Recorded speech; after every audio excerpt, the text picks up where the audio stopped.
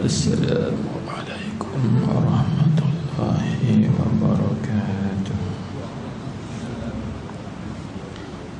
Ila hadratin Nabi Mustafa Sayyidina wa Maulana Muhammadin sallallahu alaihi wasallam wa ala alihi wa ashabihi al-kiram wa ila arwahi وألف في هذا الكتاب ومشايخه ووالديه ومشايخنا ووالدينا ولأموات المسلمين والمسلمات والمؤمنين والمؤمنات في مشارق الأرض ومغاربها حيث كانوا وكان الكائن منهم بعلمك يا رب العالمين.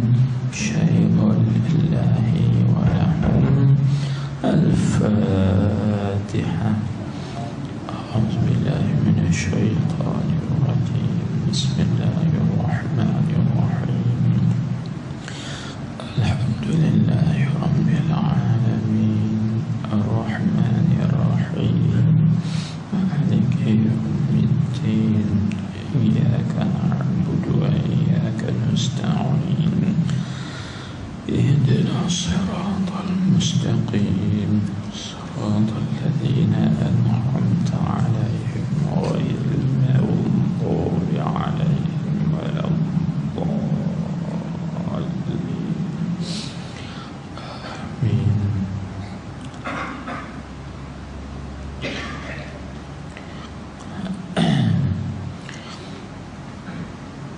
بسم الله الرحمن الرحيم. الحمد لله رب العالمين والصلاة والسلام على أشرف الأنبياء والمرسلين سيدنا ومولانا محمد الأمين وعلى آله وصحبه أجمعين. اللهم صل على سيدنا محمد الفاتح لما أغلق والخاتم لما سبق ناصر الحق بالحق والهادي إلى صراطك المستقيم وعلى آله حق قدره ومقداره العظيم. صلاة تفتح لنا بها أبواب الرضا والتيسير وتغلق بها عنا أبواب الشر والتعسير وتكون لنا بها وليا ونصيرا. أنت ولينا ومولانا فنعم المولى ونعم النصير. اللهم افتح لنا أبواب فضلك وانشر علينا خزائن رحمتك برحمتك يا أرحم الراحمين وبجاه سيد الأنبياء والمرسلين. أما بعد.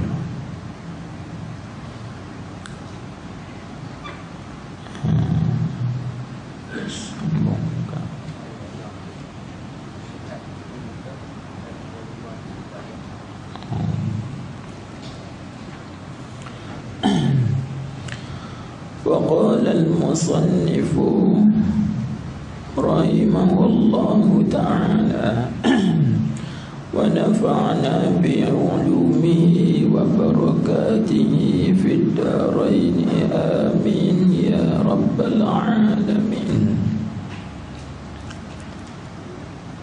Hai anakku, nasihat itu mudah dan menerima itu payah, kerana bahwasanya pada merasai mengikut hawa itu pahit, kerana manahi itu kasih di dalam hati mereka itu atas khusus bagi mereka adalah ia menuntun ilmu rasmi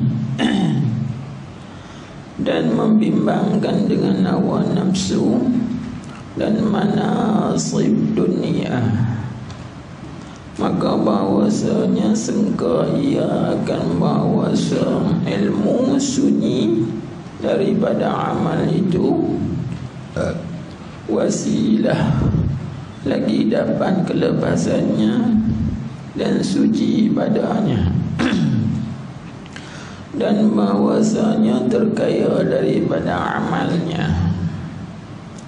Dan inilah i'tiqad al-falsafah falasifah. Subhanallahil azim. Tiada mengetahui ia akan ini pekerjaan dan qadar daripada bahwasanya ketika hasil ilmu apabila tiada beramal ia dengan dia, nescaya adalah ia hujjah atasnya terlebih sangat. Baik. Jadi tuan-tuan, alhamdulillah, bersyukur kita kehadiran Allah Subhanahu wa taala dengan limpah kurnianya dan juga curahan rahmatnya dapat kita menyambung kembali pengajian kitab Ayyuhal Walad, iaitu kitab Jawi yang diterjemahkan daripada asalnya kitab Arab, iaitulah kitab karangan Imam Ghazali rahimahullah ta'ala, yang kita pakai juga dipakai nasihat-nasihat ataupun wasiat-wasiat Imam Ghazali rahimahullah ta'ala, dan juga dinamakan dengan Wasa'ih wal Wasaya Imam Ghazali rahimahullah ta'ala, dipakai nasihat-nasihat wasiat-wasiat Imam Ghazali rahimahullah ta'ala. Maka dinamakan wasiat-wasiat itu dengan Ayyuhal Walad, kerana tiada kali dia nak nasihat dan juga dia nak pesan, maka dia mula dengan perkataan Ayyuhal Walad, artinya wahai anakku yang tercinta. Baik.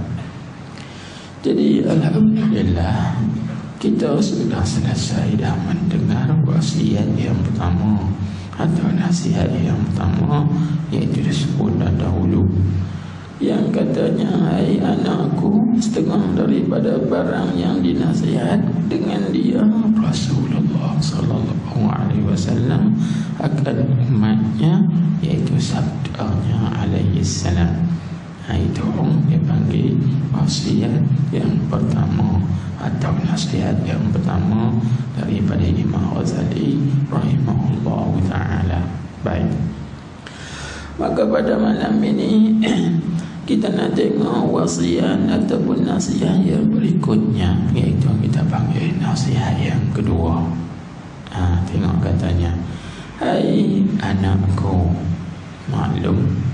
Jadi apabila Imam Ghazali rahimahullah ta'ala dia memanggil dengan katanya wahai anakku, itu dipanggil dengan nasihat kepada kita ini dengan nasihat yang penuh kasih sayang, seperti mana seorang bapa yang nasihat kepada anaknya. Sebab itu dia kata wahai anakku. Ini umpami dengan sifat kasih sayang. InsyaAllah tuan-tuan, kalau seorang itu dia menasihati seorang dengan penuh kasih sayang, InsyaAllah nasihat itu akan memberi manfaat kepada orang yang mendengarnya, dan akan memberi manfaat bagi orang yang mendengarnya. Maka kita ingatlah bahawa bila kita nak nasihat kepada orang, kita nasihatlah dengan penuh kasih sayang, nasihatlah dengan penuh kebijaksanaan. Ini isyarat kepada apa? isyarat kepada ayat Al-Quran. Allah Subhanahu wa ta'ala berfirman, ud'u ila sabili rabbika bil hikmati wal mau'izatil hasanah. Kan dalam Quran Tuhan sebut, serulah olehmu wahai Rasulullah kepada jalan Tuhanmu itu dengan hikmah dan juga dengan pengajaran yang baik. Baik. Itu sebab dia sebut, wahai anakku. Apa kata Imam Ghazali? Imam Ghazali kata, anakku, nasihat itu mudah dan menerima itu payah. Tengok. Jadi kita urai-urai secara ringkas, kan? Imam Ghazali kata, wahai anakku, nasihat itu mudah. Jadi kita nak beri nasihat mudah. Sabar, jangan satu orang diminta kepada kita ini bagi nasihat sikit. Kita nak bagi nasihat mudah. Orang yang minta nasihat pun mudah. Orang yang nak beri nasihat pun mudah. Tak ada masalah. Moga orang minta nak bagi nasihat, kan? Kita pun boleh bagi nasihat. Baik. Tetapi yang payahnya, yang muskilnya, ada masalah apa? Tengok dia sebut, dan menerima itu, yakni menerima nasihat itu, itulah yang payah. Dan jadi yang muskilnya ialah nak terima nasihat. Maksud nak terima nasihat, yakni nak mengikut nasihat dan juga nak mengamalkan dengan nasihat tersebut. Itu yang jadi muskilnya, itu yang jadi masalahnya. Nak bagi nasihat mudah, kan? Nak dengar nasihat pun mudah juga. Tapi nak menerima nasihat dan nak mengamalkan dengan nasihat tersebut, itu yang jadi susah. Jadi kalau orang tanya kita, kenapa penerimaan ataupun menerima nasihat itu satu perkara yang susah, satu perkara yang sangat pahit, satu perkara yang susah nak diterima?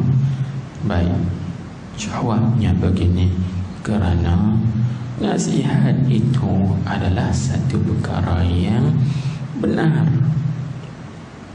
kan? Nasihat itu adalah merupakan satu perkara yang benar. Dan perkara yang benar itu, kata ulama, ialah seperti satu benda yang amat pahit. Jadi tuan-tuan, benda yang sangat pahit, siapa nak terima?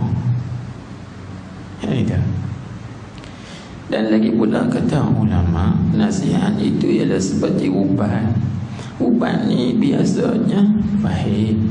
Maka benda yang pahit itu susahlah dan payahlah hendak diterimanya. Tengok tuan-tuan, adakah ubat yang tak pahit? Biasanya ubat ni pahit. Kita nak makan ubat ni pahit, susah. Jadi orang sakit, dan bila dia nak makan ubat dia pahit, macam mana nak lega sakit dia? Demikianlah perkataan Imam Ghazali. Nak beri nasihat mudah, tapi nak menerima nasihat itu yang payah. Sebab apa payah? Kerana nasihat itu ialah, kata ulama, an-nasihatu haqqun wal haqqu murrun wa sa'bun aquluha. Artinya, kerana nasihat itu adalah satu perkara yang benar, dan perkara yang benar itu adalah satu benda yang sangat pahit. Manakala benda yang sangat pahit itu ialah susah dan payah untuk menerimanya. Cuba tuan-tuan tengok. Tuan-tuan puan-puan, mohon maaf, tuan-tuan pelajari dah kitab-kitab hadis. Belajarkan kitab-kitab hadis Nabi SAW, kitab mustikah hadis, kitab tajzib atrafil hadis.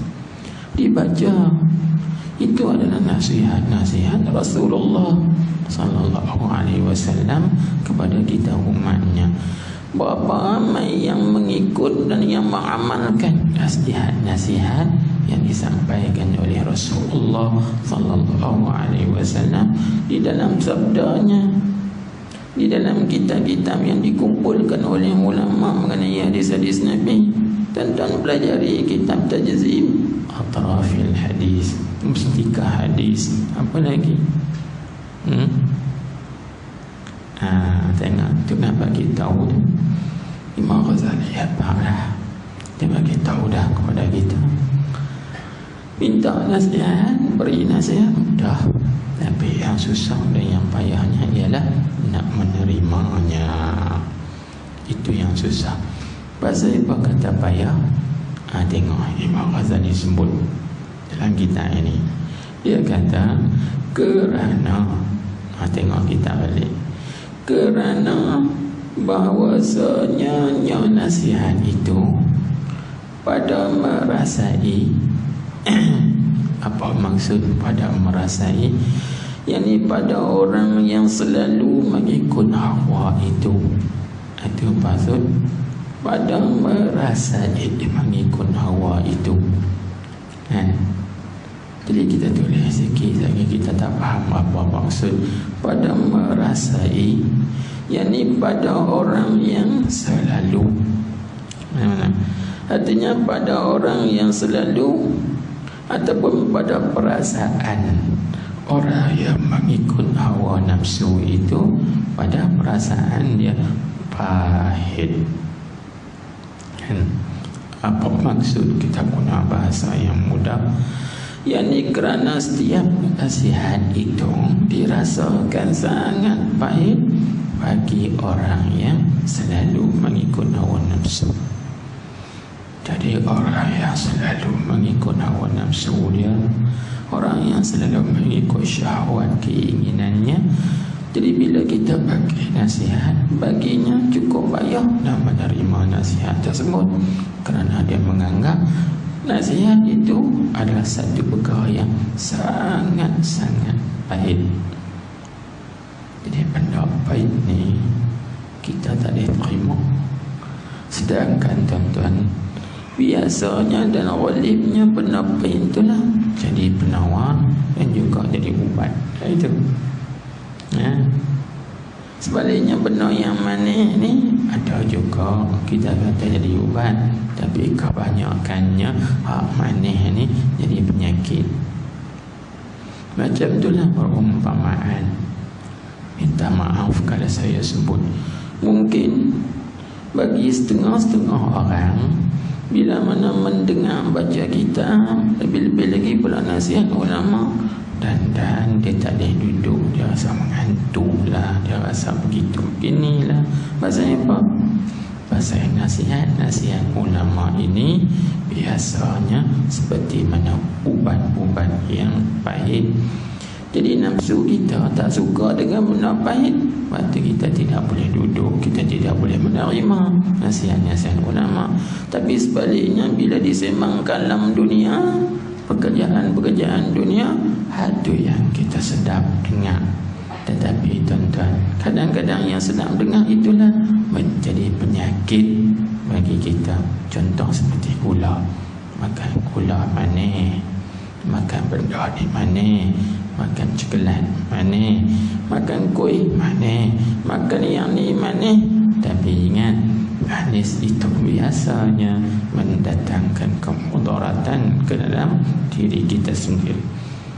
Itu sebab apa? Sebab kita suka ikut hawa nafsu. Maaf saya sebut begitu kan. Begitulah orang zaman sekarang.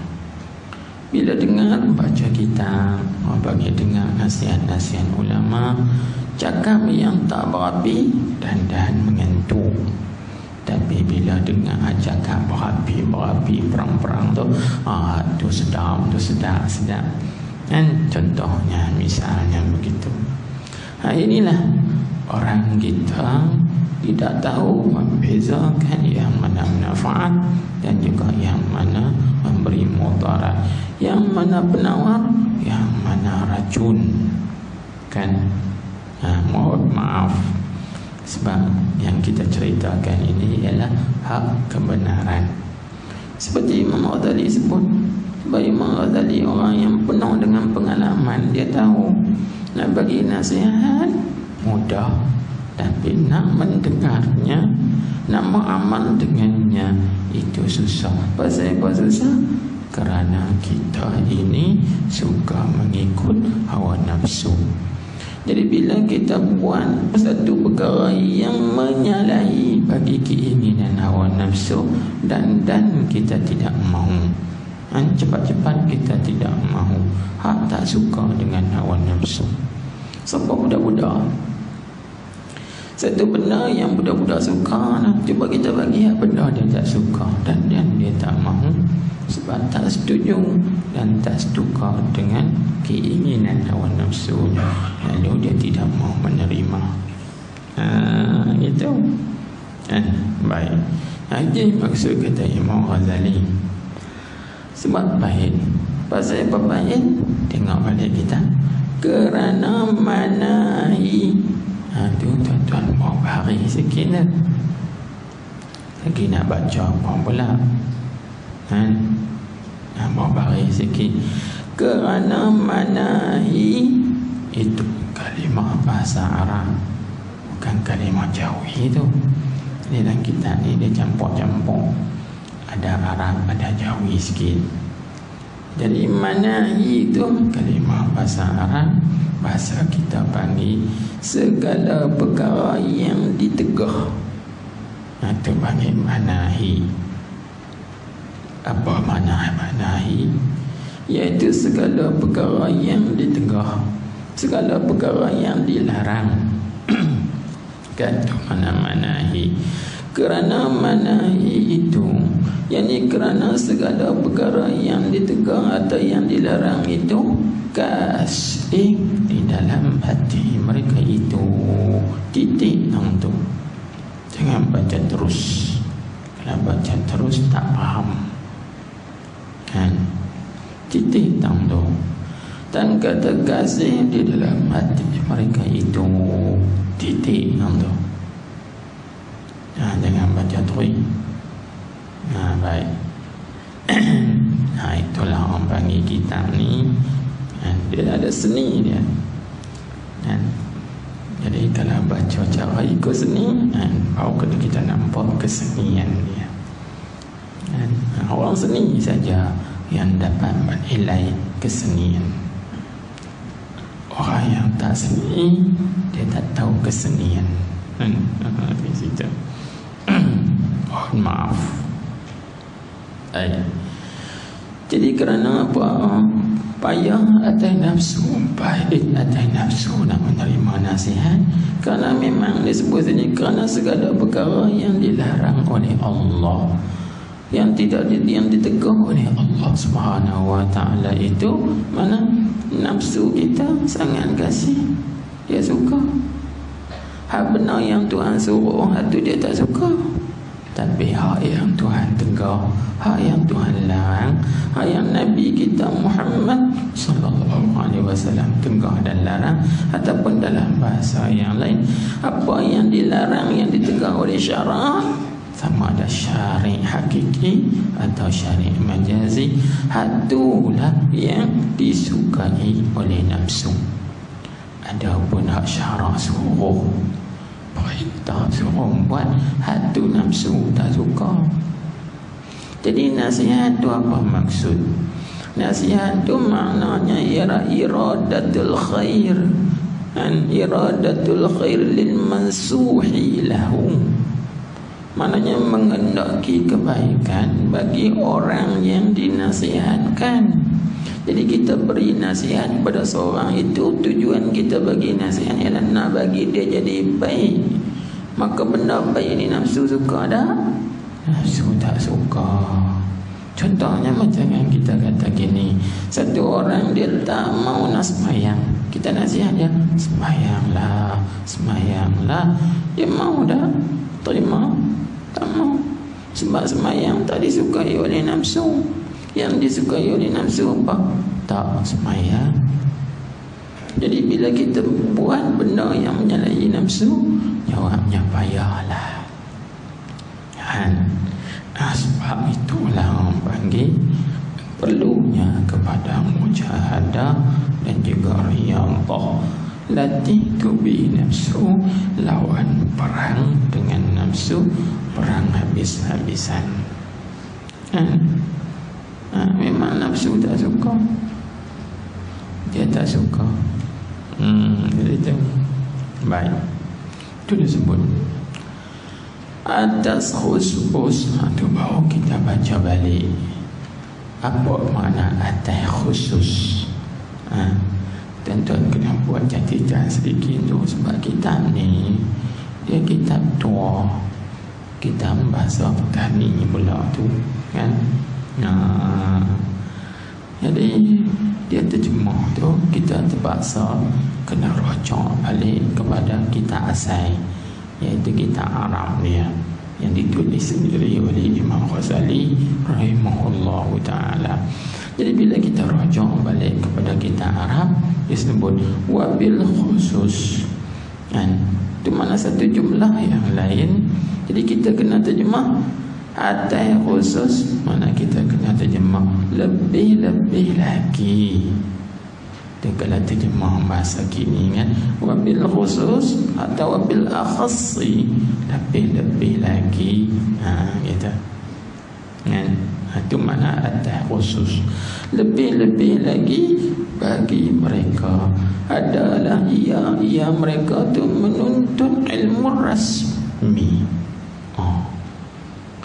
Lebih-lebih lagi pula, apa makna lebih-lebih lagi? Lebih-lebih lagi pula tidak disukai oleh nafsu. Kalaulah kita bagi nasihat kepada orang yang menuntut ilmu ar-rasmi. Apa makna orang yang menuntut ilmu rasmi? Maksudnya begini, orang yang menuntut ilmu rasmi ini iaitulah orang yang menuntut ilmu atau dia mencari ilmu supaya dia mendapat gelaran rasmi. Itu maksud menuntut ilmu rasmi, iaitu orang yang menuntut ilmu atau mencari ilmu supaya dia dapat gelaran rasmi. Apa dia gelaran rasmi? Contoh, dapat gelaran doktor ke, mohon maaf ni misal saja kan, bukan saya anti dah, saya tak anti, cuma saya buat misal. Siapa yang baik pada misal dia tak cerdik kan? Ini contoh. Bila dia belajar ilmu, maka dia dapat satu gelaran rasmi, gelaran doktor, profesor dia dapat gelaran-gelaran begitu kan. Sarjana muda apa lagi lah kan, doktor falsafah, itu dipanggil gelaran rasmi. Jadi orang yang macam ni tuan-tuan, kalau kita tanya pasal apa, kan kita dapat gelaran, kita ada nama, cuba kita kata tak salah ambil gelaran tu bukan ada apa-apa, gelaran boleh dibeli. Contohnya, cuba kita nasihat gitu, dia mau tak terima nasihat? Tentu dia tidak mau menerima nasihat tersebut. Kerana apa? Kerana itu yang disetujui, yang diingini, yang dikehendaki oleh nafsunya. Kita mau.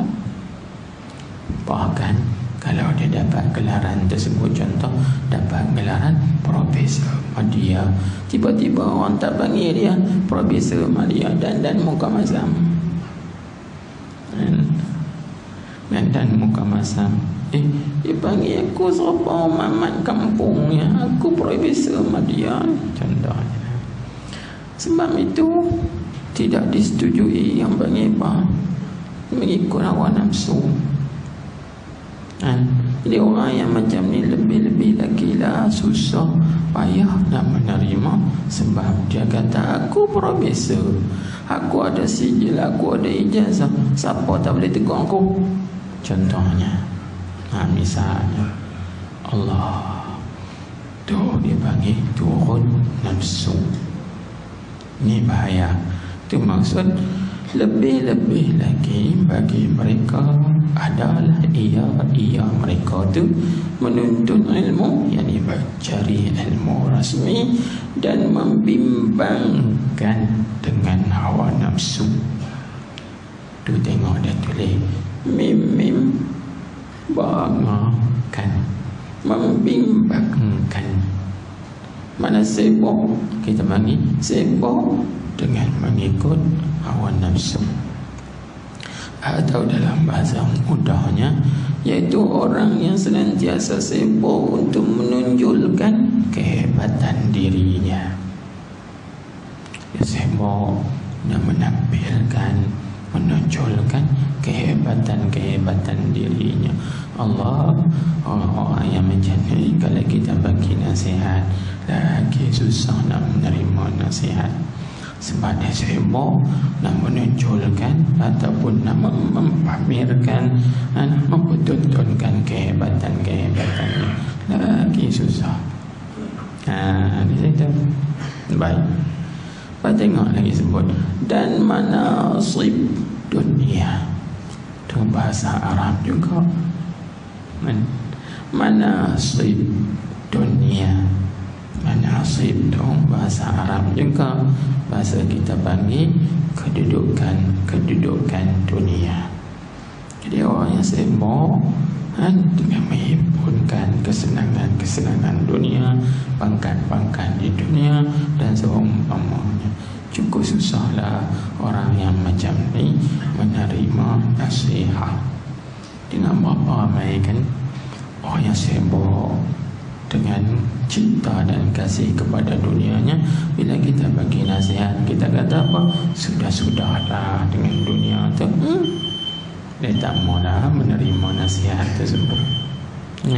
Lebih-lebih lagi pula kalau dia itu mempunyai jawatan, kedudukan yang tinggi dalam kedudukan dan juga jawatan dunia, lagilah atasnya itu susah untuk menerima nasihat dan juga teguran. Habis.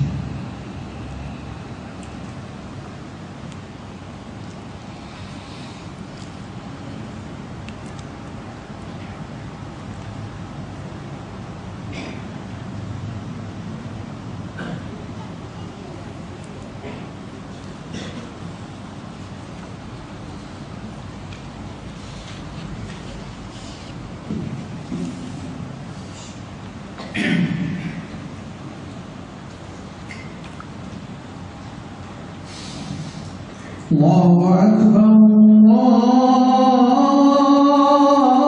Akbar, Allahu Akbar,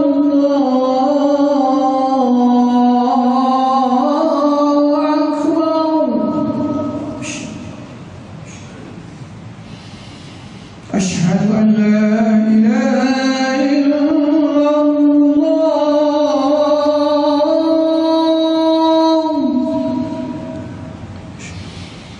أشهد أن لا إله إلا الله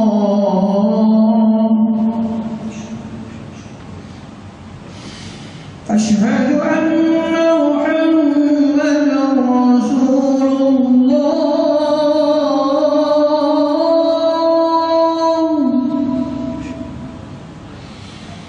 أشهد أن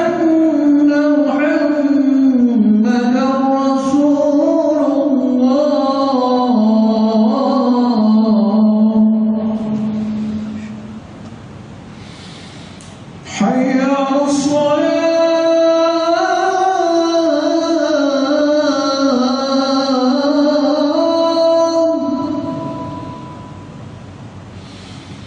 حي على الصلاة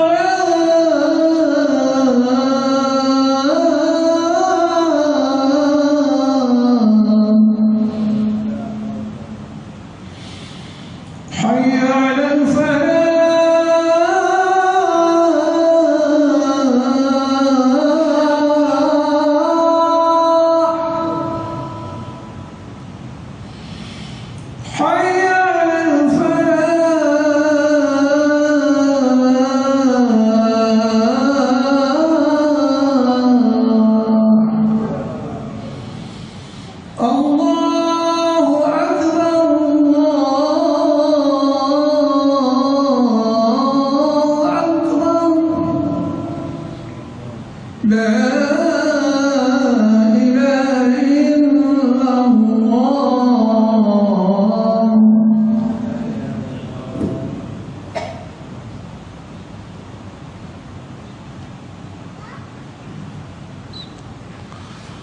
التي سيدنا محمد المسيح اللهم بعثه المقام المحمود الذي وعدته إنك لا تخلف الميعاد. Baik.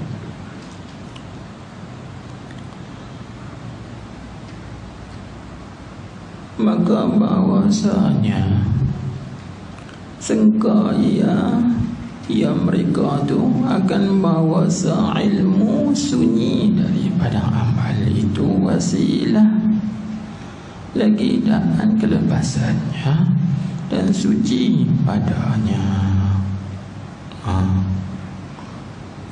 Jadi tuan-tuan hadirin hadirat sekalian, orang-orang yang menuntut ilmu rasmi, yaitu orang-orang yang mencari ilmu supaya mendapat gelaran rasmi seperti mana yang kita sebutkan tadi ni, mereka ini menyangka. Jadi pada sangkaan mereka, kan, pada pahaman mereka atau pada pendapat atau pandangan mereka, mereka mengatakan bahawa ilmu sunyi daripada amal itu wasilah. Apa maksud ilmu sunyi daripada amal? Ini bahasa yang payah sikit, kan? Tak apalah, kita pelan-pelan. Maksud ilmu yang sunyi daripada amal itu, kalau dalam bahasa Arabnya dipanggil al-ilmul mujarrad anil amal. Makna ilmu semata-mata tanpa beramal. Sampai itu kita kena rujuk balik kepada Arab dia. Al-ilmul mujarrad anil amal, artinya ilmu semata-mata tanpa diamalkan. Jadi mereka kata, kita ini bila kita pelajari ilmu, kita menuntut ilmu, kita dapat ilmu, maka dengan dapat ilmu tu menjadi wasilah, artinya menjadi tangga atau jambatan atau perantaraan untuk mendapat sesuatu gelaran. Dia kata gitu. Kita cari ilmu, dengan ilmu kita akan dapat kedudukan. Bila kita cari ilmu, dengan ilmu kita qasad, kita akan dapat pangkat yang besar, kedudukan yang tinggi. Dengan ada ilmu, kita ini disanjungi, dikenali, disegani dan sebagainya, dihormati. Dengan ada ilmu, kita dapat mengumpulkan harta-harta benda dunia yang banyak. Dengan ada ilmu, kita boleh jadi kaya. Itu tak perlu kepada beramal dia. Ada orang yang faham begitu. Maka tuan-tuan cuba kita tengok, orang yang berfahaman, berfikiran begini, orang ini seperti mana fikiran dan fahamannya. Kita tengok sekali lagi, kan? Dan ada juga di antara kita ini yang menuntut ilmu rasmi. Maksud ilmu rasmi itu seperti mana tadi, iaitu dia belajar ilmu supaya dia mendapat gelaran rasmi. Jadi dia sangka kata apa? Dengan belajar ilmu tanpa amal itu kita sudah dapat dah kelepasan. Tengok kataan, lagi dapat kelepasannya. Dia kata kita ada ilmu, kita lepas dah. Orang panggil lepas dah, orang panggil daripada apa? Siksa, ataupun daripada kehinaan, ataupun daripada azab Tuhan. Jadi ada manusia yang menyangka dengan memperoleh ilmu itu, dia kata sudah cukup untuk kita menjadi sebab bagi keselamatan kita di dunia dan juga di akhirat. Dengan kita mendapat dan memperoleh ilmu itu, sudah cukup kita mendapat kebahagiaan di dunia dan juga di akhirat. Tak perlu lagi kepada beramal. Ada orang sangka begitu. Inilah yang berlaku pada akhir zaman ni, tuan-tuan. Banyak orang ilmu Belana, orang tani kata belana. Banyak orang yang berilmu. Sebab kita kata banyak. Tengoklah akhir zaman ni kan, pusat-pusat pengajian timbul macam dengan cendawan. University, pusat-pusat pengajian tinggi, college kan, hak swasta, hak kerajaan, semuanya timbul macam dengan cendawan. Tak ketinggalan juga di masjid-masjid pengajian banyak. Pengajian waktu duha, baik zuhur, baik maghrib, baik isya, lagi ada pengajian mingguan kan. Ada lagi pula orang panggil perdana, pengajian perdana, buat daurah lagi, macam-macam. Nak cerita kepada kita akhir zaman ilmu banyak boleh kita dapat, maklumat juga boleh banyak kita dapat, sama ada daripada internet atau media masa atau Google dan sebagainya lagi. Tetapi tuan-tuan, adakah dengan semata-mata ilmu saja kita dapat itu, kita sangka kata itu sebab bagi menyelamatkan kita di akhirat, ataupun bagi sebab bagi keselamatan kita, kebahagiaan kita, tanpa kita beramal dengannya? Jangan harap begitu. Itu maksud Imam Ghazali. Kerana tuntutan ilmu ialah bukan semata-mata tahu, tetapi itu tuntutan ilmu ialah beramal. Kan ialah beramal. Jadi jangan jadi kita faham begitu. Kalau kita faham begitu, maka itu apa kata Imam Ghazali? Dan bahawasanya orang ngaji ibarat kata ataf pada kata bahawasanya sengkol, dan bahawasanya terkaya daripada amalnya. Ada juga orang menyangka al-ilmul mujarrad, ilmu semata-mata itu tak perlu kepada dia amalkan, tak perlu kepada dia hayatikan, sudah cukup dia kata. Itu maksud terkaya daripada amalnya, mana sudah cukup. Kita ada ilmu cukup dah, tak payah beramal. Gitu kan. Kita belajar ilmu cukup, tak payah beramal.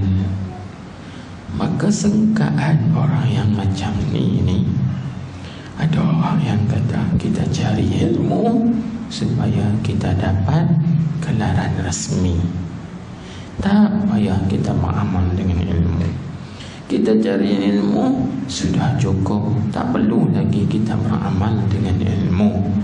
Maka pahaman begini, ataupun kita sebut ideologi begini, pemikiran begini, aliran pahaman pemikiran begini, dia panggil aliran pahaman siapa? Kalau sekarang orang dah ingat dengan komunis kan, komunis.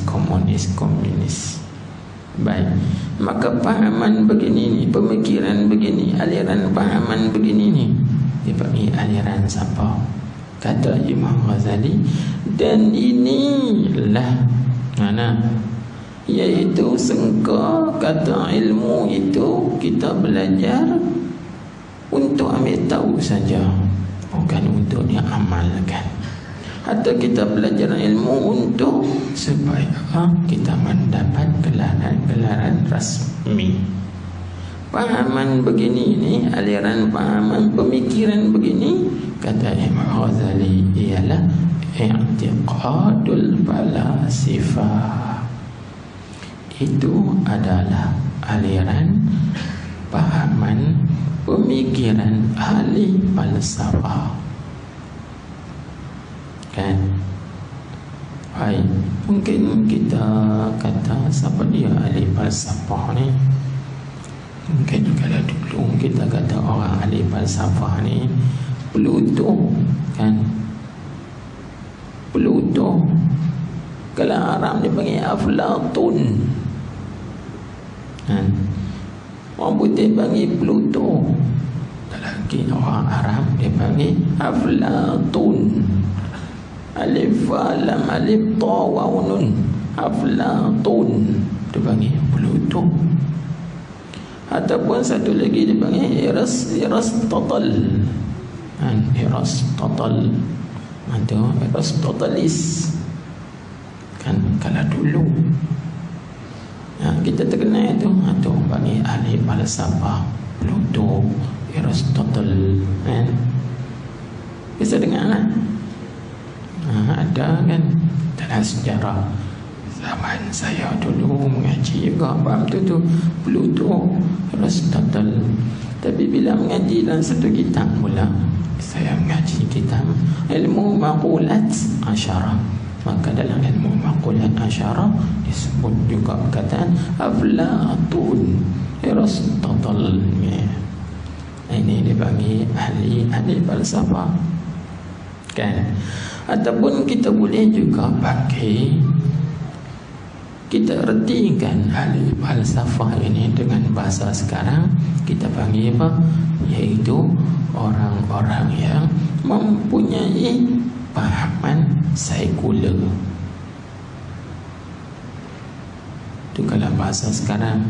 Dulu orang panggil ahli falsafah. Kalau bahasa sekarang boleh juga kita ertikan, samakan dia dengan orang yang mempunyai pahaman sekular. Jadi orang yang mempunyai pahaman sekular dia begini, pahaman dia apa? Kita belajar, kita cari ilmu, cari maklumat sebanyak-banyaknya sehingga kita mendapat gelaran rasmi. Dapat gelaran pengkaji, contohnya dapat gelaran doktor falsafah, begitu begini dan sebagainya. Ini pada hakikatnya kata Imam Ghazali ialah mengikut hawa nafsu. Orang yang macam ni cuba kita bagi nasihat kepada mereka, payah nak terima. Lebih-lebih pula kalau kita komen mereka, kalau kita komplain mereka tak akan terima komen kita. Maka mereka akan kata, orang yang nak komen aku, orang mesti yang ada PhD macam aku juga. Contohnya lah, kan? Ini yang berlaku. Orang yang nak lawan hujah dengan aku, mesti orang tu ada PhD macam aku juga. Tu macam tu. Kalau setakat orang biasa tegur ni, dia tak terima. Ini yang berlaku dalam masyarakat kita. Maka pahaman yang macam ni kata Imam Ghazali adalah pahaman ahli falsafah yang kita sebutkan tadi, iaitu orang panggil pahaman sekular. Demikian juga ada setengah orang menjengka, dia faham kata apa? Ilmu ni kita belajar saja, tak perlu kepada beramal. Maknanya tergaya kita daripada beramal dengan ilmu tersebut. Tak berajar dan juga tak berkehendak kepada beramal. Belajar cukup, ambil tahu maklumat cukup, tak perlu diamalkan. Ini juga Imam Ghazali kata adalah aliran pahaman pemikiran falsafah ataupun pahaman sekular. Allahu Akbar. Kita adalah orang yang tertipukan apabila kita sebut begitu. Lalu bila kita sebut pahaman orang yang macam ini seperti mana pahaman ahli falsafah atau ahli sekular, tuan-tuan perempuan hadirin hadirat sekalian, apakah kedudukan ahli falsafah atau ahli sekular ini pada pandangan, pada neraca ukur membagi perspektif ahli sunnah wal jamaah? Apa pandangan mereka? Kalau kita tengok dari segi pandangan mata kaca ahli sunnah wal jamaah, kedudukan ahli falsafah ini, tuan-tuan, na'udzubillah min zalik, terkeluar daripada landasan iman, kan? Maka ulama ahli sunnah wal jamaah menghukumkan puak falasifah atau ahli falsafah ini dengan kufur, iaitu dengan sebab beberapa perkara. Sehingga disebutkan oleh ulama itu ada 5 perkara. Kan? Apa dia 5 perkara? Ataupun dengan 3 perkara. Paling sikit 3 perkara, paling banyak 5 perkara. Baik, saya sebut secara ringkas. Kita masuk kepada ilmu tauhid sikit. Sebab yang pertama, ulama menghukumkan bahawa falasifah itu dengan kufur terkeluar daripada iman, iaitu kerana mereka mengingkarkan ihatah ilmu Allah Ta'ala. Apa dia ihatah ilmu Allah Ta'ala? Yang meliputi atau menyeluruh pengetahuan Tuhan. Dia ingkar. Dia berkata Allah Ta'ala ni tahu juga, tapi tahu tak habis. Itu mana mengingkarkan ihatah. Iaitu mereka mengatakan bahawa Allah Ta'ala ni tahu secara umum saja, tapi tidak mengetahui secara detail terperinci. Jadi artinya mereka mengingkar ilmu Allah, ingkar tentang pengetahuan juz'i, bukan kulli. Kalau kita buat contoh nak bagi faham, misalnya gini. Siapa kita kata apa? Allah Ta'ala tahu kata tanah itu, pasir itu 10 lori. Itu kulli. Tapi Allah Ta'ala tak tahu dalam 10 lori itu ada berapa butir pasir yang kecil-kecil, yang lepiang-lepiang, yang besar-besar sikit, yang 4 segi, yang 3 segi, yang bulat. Itu Tuhan tak tahu. Jadi maknanya mereka mengingkarkan pengetahuan Allah secara juz'i. Maka ingkar ini jadi kafir kerana menyalahi bagi ayat Al-Quran.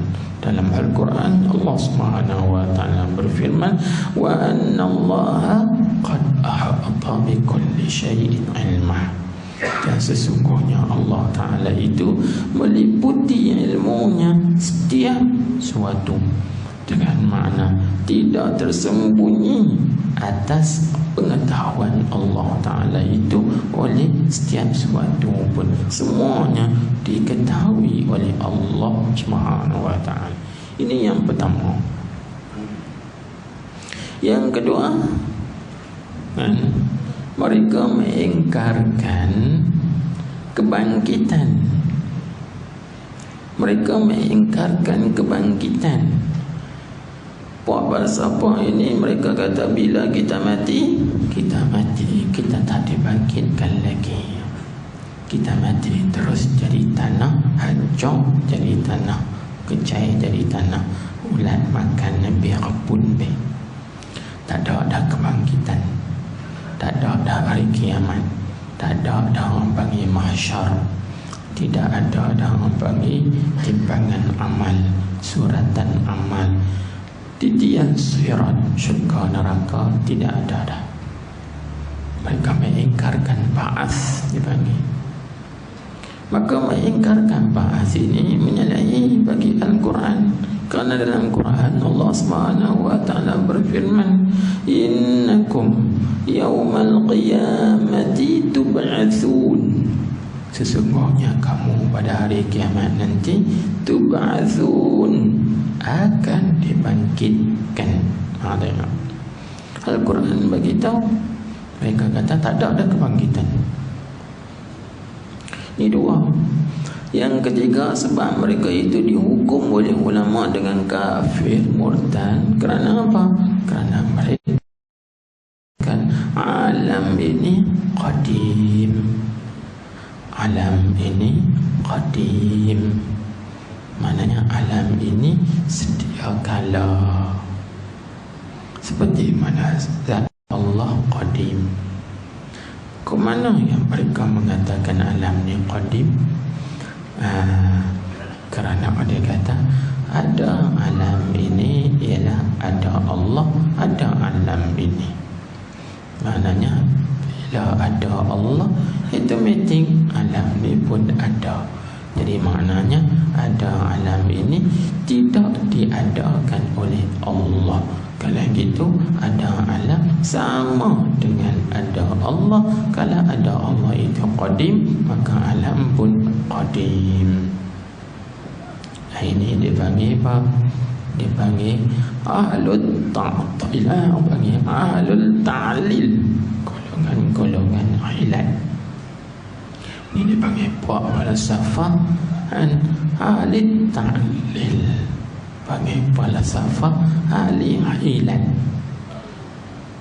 Mana ada alam, ada Allah, ada alam yang ilat bagi ada Allah. Bandingannya seperti gerak cincin, ilat bagi gerak jari.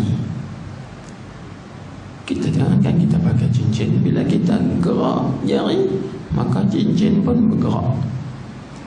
Apa maksud? Maksudnya gerak jari, maka gerak cincin itu bukan perbuatan Tuhan. Ini Nabi kita. Sama lah juga. Ada Allah, alam ni ada. Mana ada alam ni bukan ciptaan Tuhan. Dia hanya mengikut bagi ada Allah. Seperti mana mengikut gerak cincin bagi gerak jari. Gitu. Ini sebab dihukumkan mereka dengan kufur. Itu maksud yang keempat sekali tu. Dia panggil i'tikad alam ni qadim dan juga i'tikad tahlil tadi. Masuk 3 dan 4 sekali satu dalam.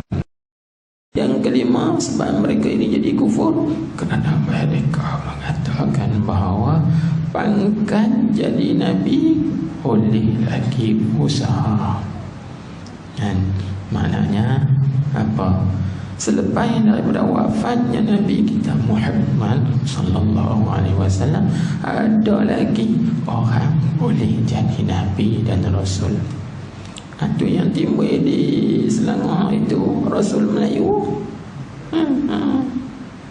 Ini faham apa falsafah yang mengikut tu tuan-tuan, semua bersyarah. Hebat-hebat. Itu falsafah.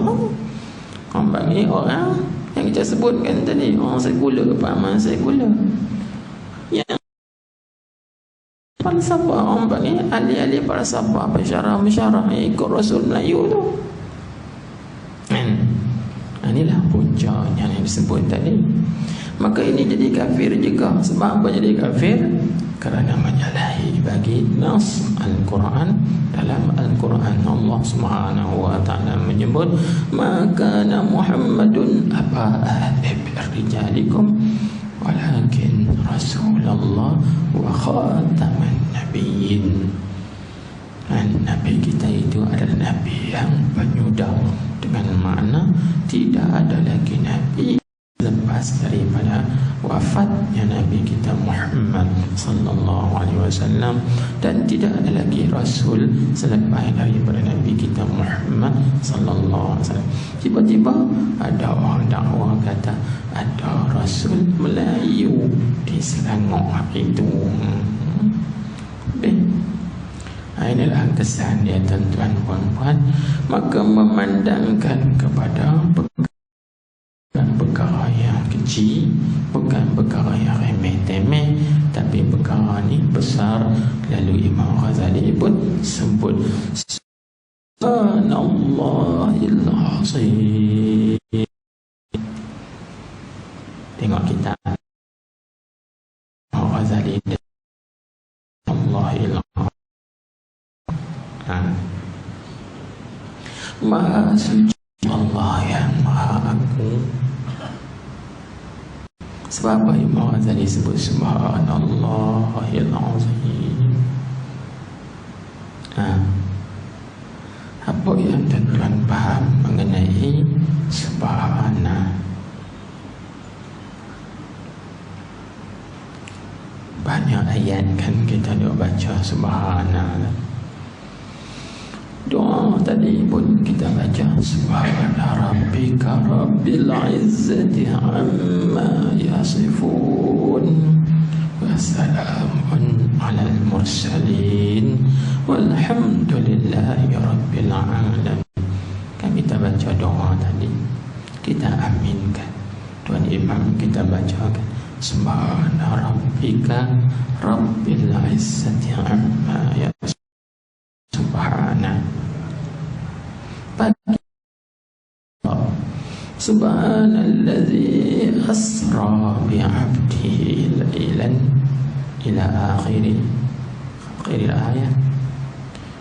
Dan begitu juga kita baca surah Yasin malam Jumaat. Subhanalladzi biyadihi malakutu kulli syai'in wa ilaihi turja'un. Apa yang tuan-tuan faham mengenai subhanallah? Inilah perlu kita pelajari. Walaupun benda tu kita tengok lagu benda kecil, tak tuan-tuan, benda besar. Peristiwa Isra benda kecil kah? Bukan benda kecil, benda besar. Sabit besar itulah sebab Tuhan sebut Subhanallazi asra. Subhana menunjukkan pekerjaan itu satu pekerjaan yang besar, buat remeh-temeh. Betul kita pelajari Subhana, dia ada dua makna. Ada Subhana dengan makna litta'ajjub,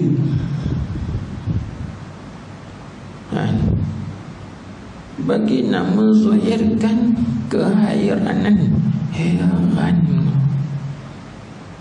Itu satu ta'ajjub. Itu kita kalau kita ta'ajjub pada satu perkara, subhanallah, subhanallah, kan? Subhanallah, subhanallah, subhanallah. Ada subhana dengan makna tanzih wa taqdis. Makna litanzih wa taqdis. Apa makna tanzih, taqdis? Tanzih, taqdis maknanya nak menyucikan, dan yakni nak menyucikan Allah daripada sifat-sifat atau perkara-perkara yang tak layak dengan Allah. Itu orang panggil litanzih wa taqdis. Kalau gitu di sini subhana dengan mana apa? Subhana di sini dipanggil apa? Nak ta'ajjub ataupun juga dengan makna taqdis. Heranku, kalau kita ambil ta'ajjub, heranku, seolah-olah Imam Ghazali kata, heranlah aku dengan buat falsafah ni. Macam mana dia berfikir? Cari ilmu hanya semata-mata untuk dapat gelaran rasmi, bukan untuk tujuan diamalkan. Mencari ilmu hanya semata-mata orang panggil untuk nak ambil tahu saja, bukan untuk diamalkan. Macam mana dia boleh fikir? Itu disebut Subhanallahil Azim. No, dia berfikir. Itu orang panggil heran nama dia. Heran aku. Ada juga orang yang fikir macam tu. Belajar ilmu hanya nak cari gelaran. Cari ilmu benar-benar hanya kebahagiaan, kesenangan, bukan untuk diamalkan. Ada orang yang macam tu. Ta'ajjub. Itu maksud ta'ajjub. Heran korang macam ni. Baik. Itu jangan kita buang mudah dengan ibarat-ibarat ulama ni. Dia ada makna-makna yang terselit di situ. Kita tengok balik kitab kita. Jadi bila mana Imam Ghazali sebut pahaman orang yang memaham kata 16 belajar ilmu itu semata-mata untuk kita menjadi ataupun untuk kita mendapat kebahagiaan atau kesenangan di dunia, mencari pangkat-pangkat, jawatan dan sebagainya, bukan untuk diamalkan. Dan maka itu bukan matlamat asal, kerana tuntutan ilmu ialah diamalkan. Dia ada tulis satu kitab namanya Iqtida'ul Ilmi al-amalu, iqtida'ul ilmi, al-amalu maksudnya tuntutan ilmu itu ialah supaya diamalkan. Diamalkan, bukan untuk semata-mata mendapat gelaran-gelaran tertentu dan sebagainya. Tengok, tiada mengatakan mereka yang menyangka tadi itulah dan qadar dari ketika dapat ilmu, apabila tiada beramal ia mereka dengannya, dengan ilmu itu niscaya adalah ia ilmu hujjah atasnya terlebih sangat, yakni terlebih kuat. Apa bahasa kita, saya guna bahasa mudah. Awak dia tak reti ke? Awak dia tak reti, dia tak faham ke? Waktu ketika dia dapat ilmu tu, apakah tujuan dapat ilmu? Tujuan dapat ilmu ialah supaya dia amalkan. Awak dia tak tahu ke bila dia dapat ilmu dia tidak amalkan, maka ilmu tu akan menjadi hujah atas dia di akhirat. Tuan-tuan, puan-puan, hadirin hadirat sekalian, perasaan atau tidak? Dalam kitab ni dia sebut menjadi hujjah atasnya. Kalau dalam Arabnya dia panggil hujjatan alaihi. Kan?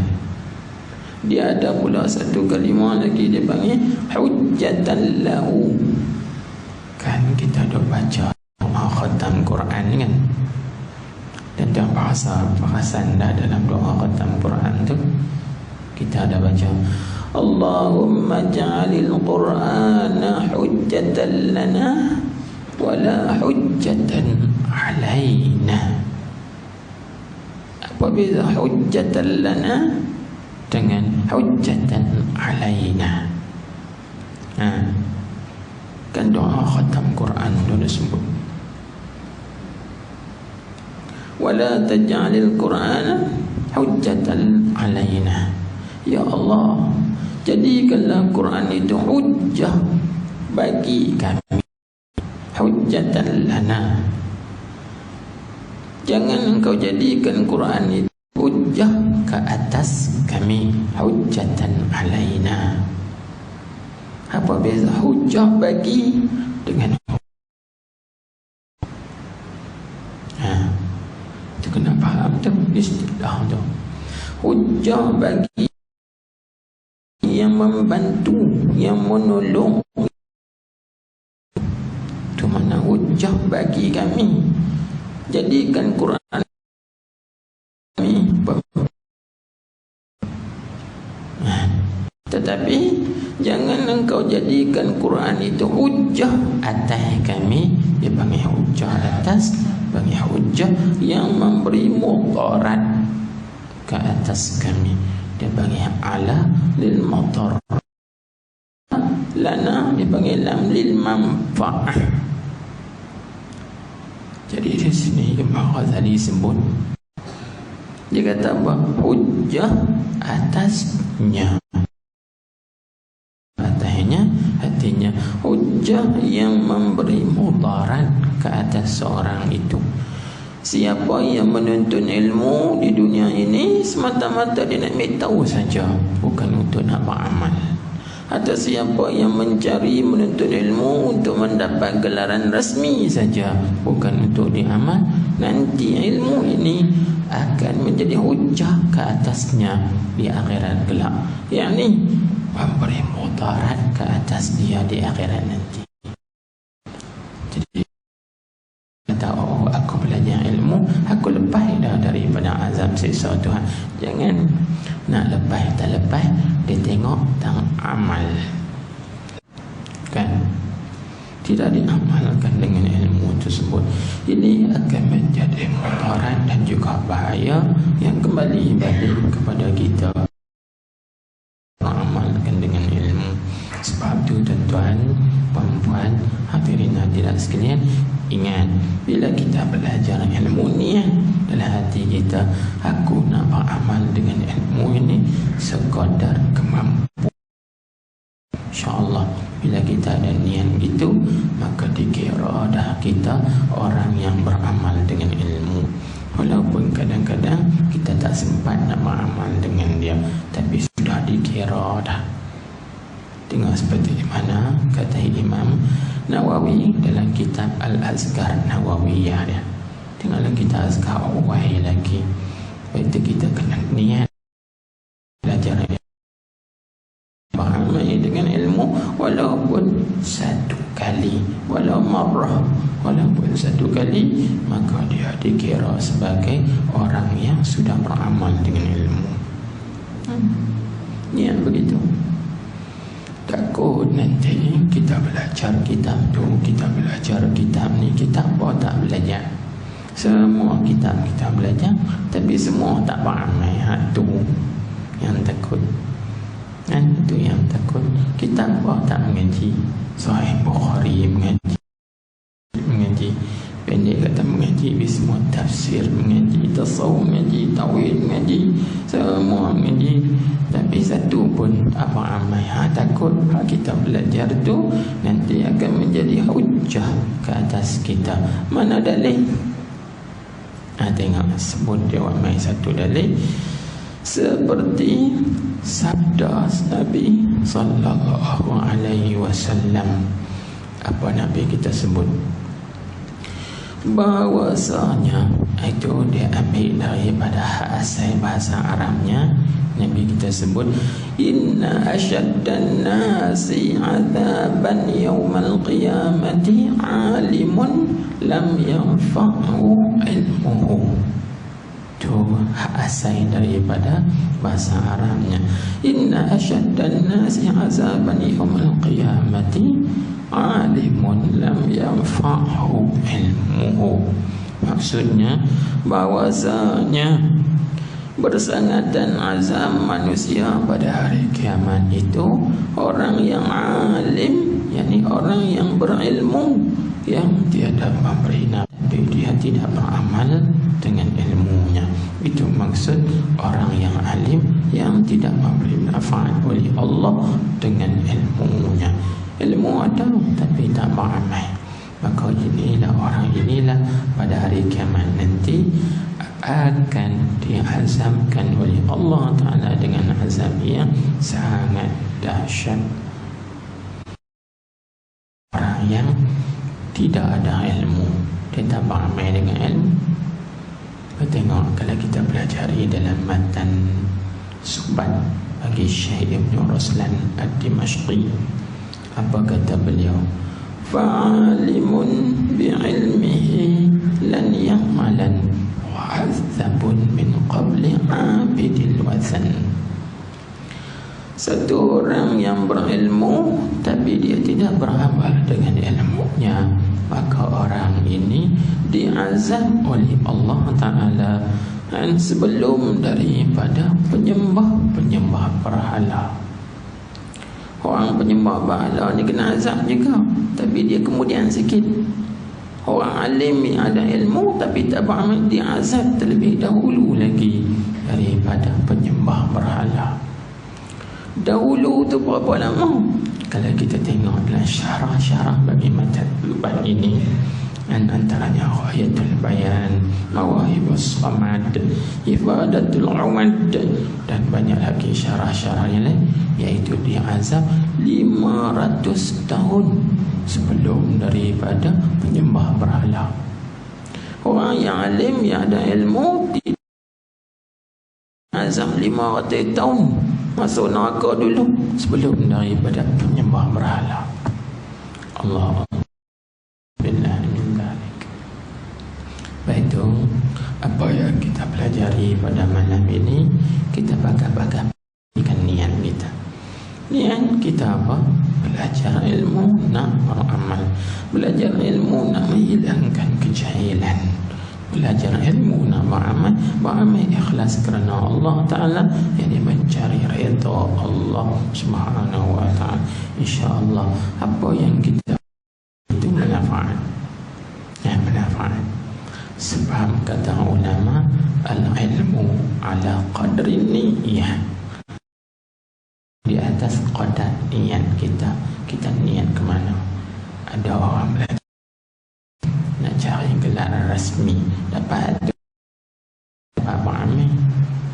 Bila kita belajar ilmu, kita niat dapat amal, insya-Allah Allah Taala tolong kita untuk dapat kita beramal dengan ilmu tersebut. Kan? Inilah dia panggil nasihat Imam Ghazali, wasiat Imam Ghazali kepada kita kesemuanya para penuntut ilmu ini.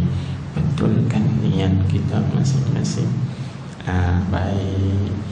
Kemudian katanya, maka dan dicerita orang bahwasanya Syekh Al-Junaid qaddasallahu ruhahu. Situ dulu Allah subhanahu wa ta'ala.